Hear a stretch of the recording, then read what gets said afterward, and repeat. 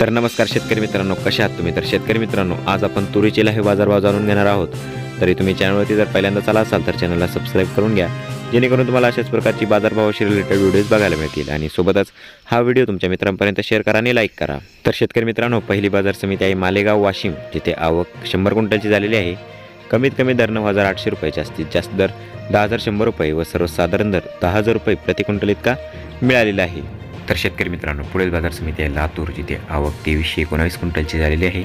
कमीत कमी दर 9,702 रुपये, जास्तीत जास्त दर 10,570 रुपये व सर्वसाधारण दर 10,300 रुपये प्रति क्विंटल इतका मिळालेला आहे. तर शेतकरी मित्रांनो, पुढील बाजार समिती आहे मूर्तिजापूर, जिथे आवक 450 क्विंटलची झालेली आहे. कमीत कमी दर 9,270 रुपये, जास्तीत जास्त दर 10,655 रुपये व सर्वसाधारण दर 9,685 रुपये प्रति क्विंटल इतका मिळालेला आहे.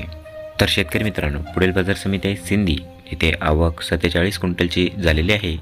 कमीत कमी दर 8,040 रुपये, जास्तीत जास्त दर 10,000 रुपये व सर्वसाधारण दर 9,000 रुपये प्रति क्विंटल इतका मिळालेला आहे. तर शेतकरी मित्रांनो, पुढील बाजार समिती आहे उदगीर, जिथे आवक 400 क्विंटलची झालेली आहे.